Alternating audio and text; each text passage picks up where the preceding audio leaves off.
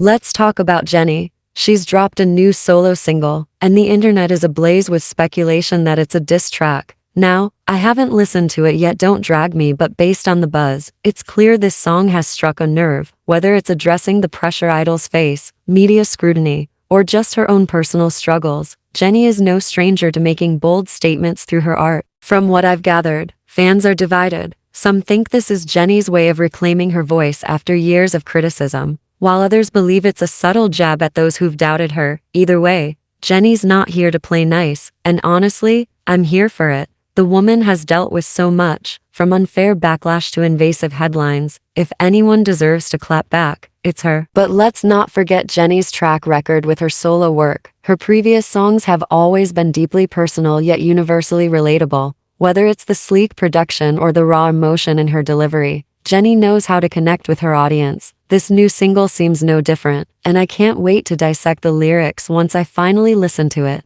That said, it's also worth considering how Jennie's solo projects fit into Blackpink's overall narrative. With rumors of contract negotiations still floating around, some fans wonder if this song hints at her future direction, solo or otherwise. Could this be a sign of Jennie branching out further, or is it just a side project while Blackpink regroups? So, what do you think? Is Jennie sending a message to the industry, the media, or maybe even her fans? Or is this just another example of fans reading too much into things? Let me know your theories, because this is one track I'll be paying close attention to, once I actually listen to it, of course. Moving on, let's talk about IVE. Rumor has it they're working with Billie Eilish for a special stage at Coachella 2025. Now, I'm all for K-pop groups collaborating with global artists, but does this pairing make sense? Don't get me wrong, IVE is incredibly talented, and Billie is a force of nature, but their vibes couldn't be more different. Billie's music is dark, moody, and introspective. It's the kind of stuff you listen to when you're in your feelings or contemplating the meaning of life. IVE, on the other hand, has this polished, elegant pop sound that screams confidence and empowerment. I just don't see how these two styles could mesh on stage. Maybe I'm wrong, and they'll surprise us with something groundbreaking. But right now, I'm skeptical. Honestly, if Billie were to collaborate with a K-pop group, I'd much rather see her team up with someone like Stray Kids. Imagine Billie's haunting vocals paired with Stray Kids' edgy production and raw energy, or even Enhypen. They've got that bold, slightly rebellious streak that could complement Billie's aesthetic. IVE, while amazing in their own right, just doesn't give off the same vibe. That said, I can see why this collab might work from a marketing perspective. Coachella is all about bringing together different genres and creating unexpected moments. A Billie x IVE stage would definitely generate buzz and bring K-pop even further into the global spotlight. Plus, both Billie and IVE have massive fan bases, so the crossover potential is huge. But what do you think? Is this a dream collab, or does it feel a little mismatched?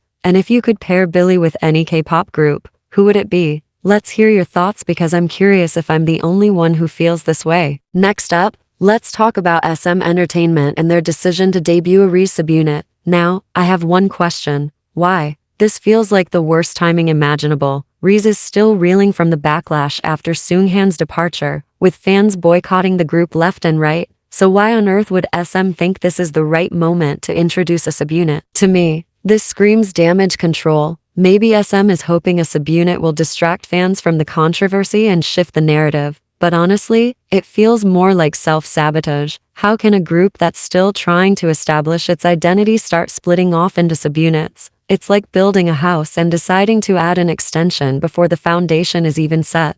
And let's be real, SM's obsession with subunits has already reached comical levels. NCT alone has so many subunits that I've lost track. At this point, they might as well start naming them after the alphabet: NCTA, NCTB, NC. You get the idea. It's overkill, and it's diluting the impact of what a subunit is supposed to be. What RIIZE needs right now is stability and focus. They should be working on solidifying their core group dynamic and building a loyal fan base. Introducing a subunit in the middle of a boycott only risks alienating fans further. It's a bold move, sure, but not necessarily a smart one. So, am I overreacting? Or is this really as bad of an idea as it seems? If you're a RIIZE fan, I'd love to hear your perspective, because right now, I can't see this ending well.